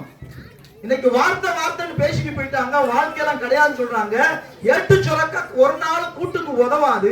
சீனி என்கிற அந்த பேப்பர்ல எழுதிருக்கிற அந்த பேப்பரை ஒரு நாள் இனிக்காது. கரும்பை நட்டி அதை விளைய வச்சு அதை எடுத்து மிஷின்ல போட்டு சாரை பிழிஞ்சு அதை காய்ச்சி அதை உரைய வச்சு அதுக்கப்புறம் தான் சீனி வரும். அதுதான் வாழ்க்கை. ஒரு வசனம் சொல்றேன் பாருங்க. மத்திய 7:24 சொல்லி இருக்கிறது. முதல்ல அவங்கள பத்தி சொல்லிட்டு பின்னால் அவர் எதை சுட்டி காட்டுறாரோ, ஆகையால் நான் சொல்லி அந்த வார்த்தைகளை கேட்டு அப்படின்னு அவர் முடிக்கல. இவைகளின்படி செய்கிறவன் எவனோ அவனே கண்மலையின் மேல தன் கட்டிட புத்தியுள்ள வீட்டுக்கு ஒப்பாய் இருக்கிறான்னு சொல்றான். அப்போ வார்த்தைகள் படி அல்ல, அவைகள் படி நம்ம என்ன செய்யணும், செய்யணும். இவங்க சொன்னாங்க, அருமையான ரோசலின் சிஸ்டர் அவங்க சொன்னாங்க, என்ன சொன்னாங்கன்னு சொன்னா, பிரசங்கம் பண்றாரு வார்த்தை தானே சொன்னாரு. நான் உயிரோட வாழ்ந்ததுனாலதான் நான் ஆண்டவருடைய வார்த்தையில என்ன செய்கிறேன், பிரசங்கிக்கிறேன். நான் வாழ்கிறதுனாலதான் நான் முன்னால நின்று பிரசங்கிக்கிறேன். கர்த்தருடைய வார்த்தையினால நான் பிரசங்கிக்கல. நான் இல்லைன்னா அந்த பிரசங்கம் எப்படி வரும், வார்த்தை எப்படி வரும், உங்களுக்கு எப்படி கிடைக்கும்? பைபிள்ல சொல்லி இருக்கிறது, ஒரு ராஜா வேதத்தை பத்தி வாசிச்சு போற புரியல,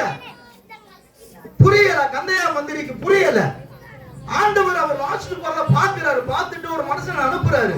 அந்த ராஜா பைபிள் படிச்சுட்டு போறாரு, அவருக்கு ஒண்ணுமே புரியல. அதை போய் எடுத்து சொல்லு அப்படின்னு சொல்றாரு. அப்ப அவர் ரதத்துல ஏறி அவர் அந்த ஞானஸ்தானத்தை பத்தி வாசிட்டு போயிட்டு இருக்கிறாரு. அப்படி வாசிக்கிற உடனே அந்த மந்திரிக்கு ஞானஸ்தானத்தை குறிச்சு அதை சொல்லிட்டாரு. சொன்ன உடனே பக்கத்துல தண்ணி வருது, ரதத்தை நிப்பாட்ட சொல்றாரு.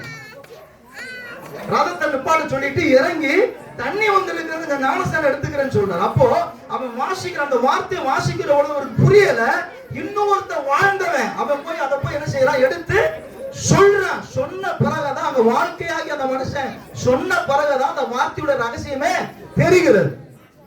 என்னை பத்தி சொன்னாங்க, வார்த்தைகள் கிடைத்தவுடன் அவைகளை உட்கொண்டு அது எனக்கு தேவைப்படனாய் மாறிட்டு. சொன்னது உண்மைதான், சொன்னது உண்மைதான். அதை சொல்றதுக்கு ஒருத்தன் வாழ்க்கை வாழ்ந்தவன் வரணுமே, அதுதான் நான்.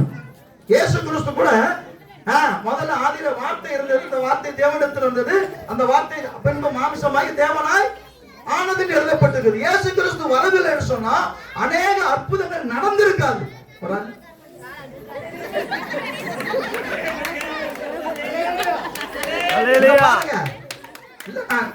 உங்களை நாங்க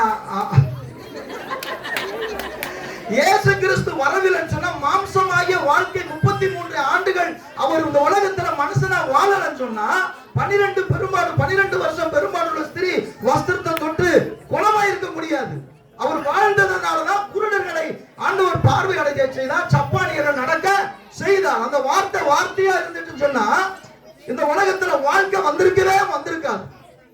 உரைச்சு பேசுறாங்க, வார்த்தை தான் சொல்லி. யாக்கோபு 1:22 சொல்லப்பட்டிருக்கிறது, அல்லாமலும் நீங்கள் உங்களை வஞ்சியாதபடிக்கு திருவசனத்தை கேட்கிறவர்களாய் மாத்திரம் இல்லாமல் அதன்படி செய்கிறவர்களாயும் இருங்கள். எதுக்கட்சி நோட் பண்ணிக்கங்க. திருவசனத்தை கேட்கிற மாத்திரம் இல்லாம அதன்படி செய்கிறவன் தான் வாழ்க்கை.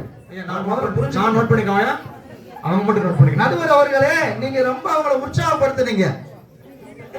நான் உங்களை பார்த்து ஒண்ணு கேட்கிறேன். நீங்கம்மா, ஆமா, உங்க டீம் தான் கேட்காம இருந்துச்சு, நீங்களும் கேளுங்க. நான் ஒரு மாம்பழ கடைக்கு போறேன்.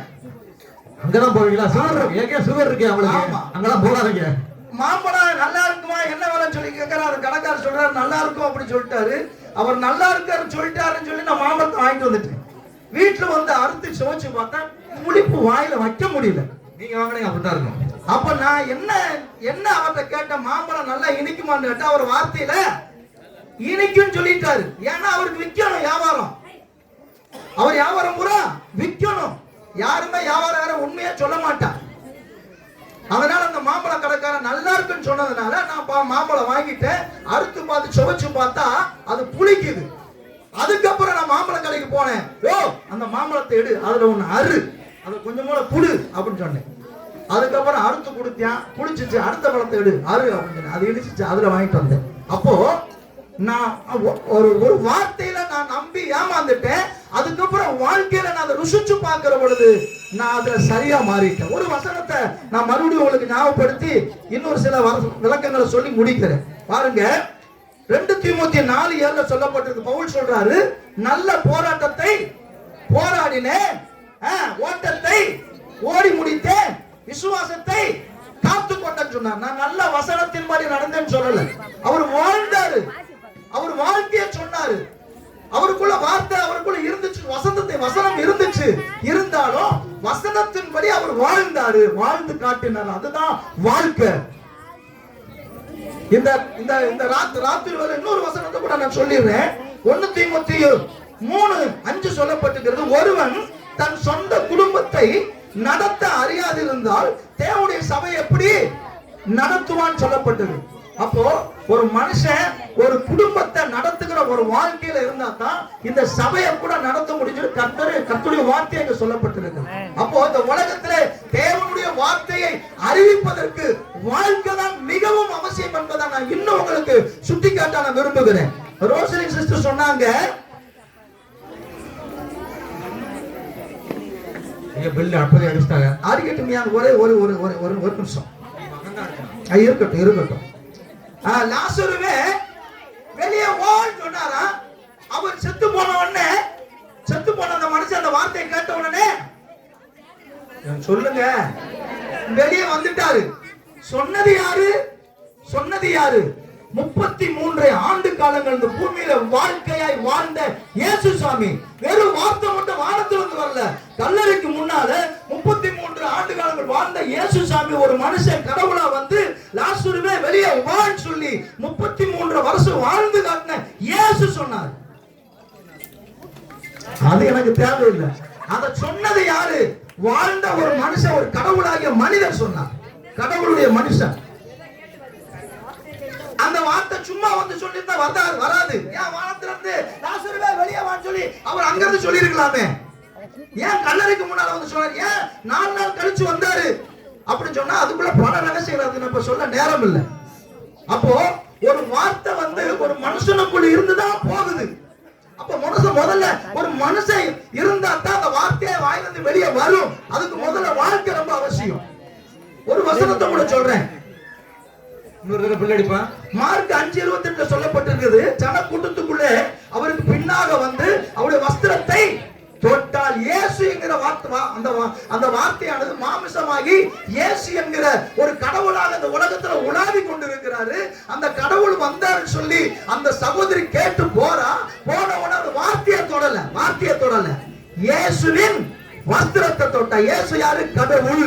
அவர்தான் தேவன். அப்ப கடவுளை தொட்ட உடனே அவளுக்குள்ள இருந்த நோய் என்ன செய்கிறது?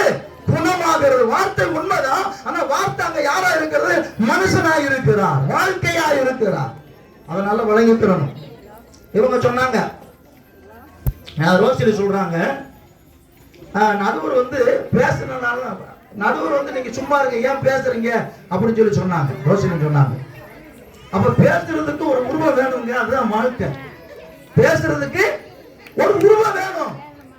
தன்னால ஒரு வார்த்தை வெளியே வராது. இப்ப நான் பேசுறேன்னு சொன்னா எனக்குள்ள ஒரு உருவம் இருக்குது, எனக்குள்ள ஒரு உறுப்பை இயங்கிக் கொண்டு இருக்கிறது.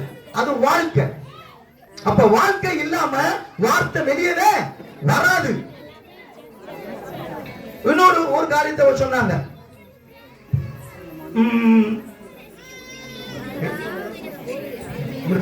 முடிச்சிரும். இந்த விதைக்கிறவனை பத்தி சொன்னாங்க டீச்சர். விதைக்கிறவங்களை பத்தி டீச்சர் சொன்னாங்க. ரொம்ப சந்தோஷம். விதை எடுத்துட்டு போனாரா, விதைச்சாரா, கல்லுல விழுந்துச்சா, மண்ணுல விழுந்துச்சா, முள்ளுல விழுந்துச்சா, நல்ல நெல்லுல விழுந்துச்சா? விதைச்சது யாரு? ஒரு விவசாயி. அவன் வாழ்ந்து கொண்டிருந்தவன், வாழ்க்கையா வாழ்ந்து கொண்டிருந்தவன், விவசாய குடும்பத்துல வாழ்ந்திருந்த ஒருவன்.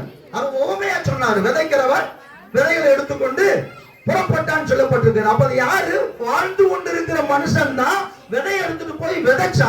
விதைக்கிற பொழுதுதான் அந்தபடி விதைகள் விழுந்தது. அப்ப வார்த்தை என்கிற விதை அங்க போய் விழுகல. வார்த்தை என்கிற அந்த மனுஷன் போய் அங்க போய் விதைக்கல. ஒரு மனிதன், வாழ்ந்து கொண்டிருக்கிற ஒரு மனிதன் விதையை கொண்டு போய் விதைச்சான். அந்த வாழ்கின்ற மனுஷன் விதைச்சதுனாலதான் அந்த விதை விழுந்து முளைஞ்சிச்சு. அப்ப விதைக்கிறதுக்கு ஒரு வாழ்க்கை, வாழ்ந்து கொண்டிருக்கிற ஒரு மனிதன் ரொம்ப அவசியம். நான் முடிச்சுக்கிறேன். இன்னும் ஒரு சம்பவத்தை சொல்லி, காந்தியடிகள் இப்படி சொன்னாரா. என்ன சொன்னாரா? காந்தியடிகள் சொன்ன வார்த்தையை நான் உங்களுக்கு மறுபடியும் ஞாபகப்படுத்துறேன். இந்த வேதத்தில் எழுதியிருக்கிற வார்த்தையின் பிரகாரம் ஒவ்வொருவரும் வாழ்ந்துட்டா இந்த உலகமே கிறிஸ்துவ உலகமா மாறிடும் அப்படின்னு சொல்லி சொன்னாரா. நான் கேள்விப்பட்டதுல ஒரு புஸ்தகத்துல வாசிச்சேன். அப்ப காந்தியடிகள் கூட இதுல எழுதியிருக்கிற வார்த்தைகளை ஒவ்வொருவரும் அதன்படி நடக்கிறதே இல்ல. நடந்திருந்தா உலகமே இயேசு பக்கமா போயிருக்குமா. அப்படின்னு சொன்னா வார்த்தை வார்த்தையாவே இருக்கிறது, வாசிக்கிறவங்க வாசிக்கிறவங்களா இருக்கிறாங்க, அதன்படி நடக்கல. அதனால இன்னைக்கு கிறிஸ்தவர்கள் எண்ணிக்கையில ரொம்ப குறைவா இருக்கிறோம். காரணம் என்ன? நம்ம வாழ்க்கை வார்த்தையிலே வார்த்தையா தான் பார்க்கிறோம் ஒழிய நம்ம வாழ்ந்து காட்டல. இன்னைக்கு இயேசு 12 சீசர்களை அழைத்தார், 12 வார்த்தைகளை அழைக்கல. 12 சீசர்களை அழைத்தாரு, அதுல ஒரு சீசர் ஒண்ணுமில்லாம போயிட்டா 11 சீசர் சொன்னாரு. நீங்கள் முடிவு பரியந்தம் நீங்க சதா நாட்களிலும் எனக்கு சாட்சிகளாக பூமி எங்க உலகம் அங்க புறப்பட்டு போங்கன்னு சொல்லி வார்த்தை அனுப்புறாங்க. ஹலோ, வரைக்கும் பேசுனீங்க. 11 சீசர்கள் அனுப்புறாங்க. அது யாரு? வெறும் வார்த்தை கிடையாது, ஒவ்வொரு உயிர், ஒவ்வொரு வாழ்க்கை. அத முதல்ல நல்லா புரிஞ்சுக்குங்க. பிரசங்கமா நடுவர் அவர்களை பிரசங்கமா பண்றேன், முடிச்சிட்டேன், அவ்வளவுதான். பாருங்க, பிள்ளடிக்கிறோட போயிட்டாயா. ஹலோ, ஒன்னே சொல்லி முடிச்சிடுறேன், இங்க பாருங்க, பள்ளிக்கூடத்துல நிறைய பிள்ளைய படிக்கிறீங்க, நிறைய பிள்ளைய படிக்கிறீங்க பள்ளிக்கூடத்துல. உங்களுக்கு தியரி ஒன்று இருக்குது, இன்னொன்னு என்ன இருக்குது? பிராக்டிக்கல் ஒன்று இருக்கிறது. உங்களுக்கு டீச்சர் வாத்தியார் சொல்லி கொடுப்பாங்க, சொல்லி கொடுத்ததோட உங்களை நிப்பாட்டல, மறுபடியும் அதை பயிற்சி மூலமா பிராக்டிக்கல் மூலமா என்ன செய்வாங்க? அதை செஞ்சு காட்டுவாங்க. அதை செஞ்சு காட்டின பிறகுதான் உங்களுக்கு அதுல விளங்கும். தெரியுமா உங்களுக்கு? கரெக்ட் தான். அங்க தியரி மட்டும் இல்ல, வார்த்தை மட்டும் இல்ல, அங்க வாழ்க்கையும் அடங்கி இருக்கிறது. ஆமாவா இல்லையா? நம்புறீங்களா நம்பலையா? அங்க வார்த்தை அடங்கி இருக்கிறது. மேக்சிமம் சொல்லி கொடுக்கிற பாடங்கள் நிறைய பேர் வார்த்தை நிறைய பேருக்கு தெரியாது. ஆனா பிராக்டிகல் போய் செய்கிற பொழுது அது மண்டையில நல்லா ஏறி அதை வைத்து அவர்கள் பரீட்சை எழுதி பாஸ் ஆகுறார்கள். அப்போ பள்ளிக்கூடத்துல கூட வார்த்தைகளால ஒண்ணும் நடக்கல, வாழ்க்கைகளால பிள்ளைகள் தேர்ச்சி அடைகிறார் என்பதை சொல்லிக்கொண்டு வாழ்க்கைதான் என தீர்ப்பளிக்க போகும் என்னுடைய நடுவருக்கு என் நன்றியை தெரிவித்துக் கொண்டு என் வார்த்தையை முடிக்கிறது கர்த்தர் நம்மளை ஆசீர்வதிப்பார். வார்த்தையை முடிச்சிட்டாரு, கடைசியில வார்த்தையை முடிச்சிட்டாரு.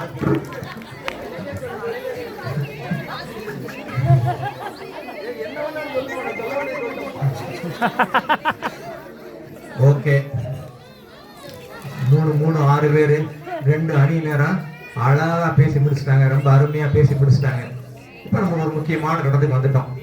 சரி, அவங்க பேசிட்டாங்க, இவங்களும் பேசிட்டாங்க, வாங்க போவோம் அப்படின்னு போக முடியுமா? போக முடியாது. ஒரு முடிவுக்கு வந்தாகணும். இப்ப நம்ம ஒரு முடிவுக்கு வந்தாகணும். நம்ம இதை யோசித்தாகணும். இந்த தலைப்பை யோசித்தாகணும். கிறிஸ்துவை அறிவிப்பதில் பெரும் பங்கு வகிப்பது வார்த்தையா வாழ்க்கையா? இந்த தீர்ப்புக்கு போறதுக்கு முன்னாடி இந்த 2 விஷயங்களை பத்தி நம்ம யோசிக்கிறதுக்கு முன்னாடி முதலாவது ஒரு விஷயத்தை நம்ம ஆணித்தரமாக இருக்க வேண்டும் அப்படின்றத நான் விரும்புறேன். என்னது அப்படின்னா, கிறிஸ்துவை அறிவிப்பது. கிறிஸ்துவை அறிவிப்பது அது கிறிஸ்துவை சொந்த இரட்சகராக ஏற்றுக்கொண்ட நம் அனைவரோட கடமை. நம்மை நேசித்து நமக்காக தன்னுடைய ஜீவனையே தந்த இயேசு கிறிஸ்துவின் கடைசி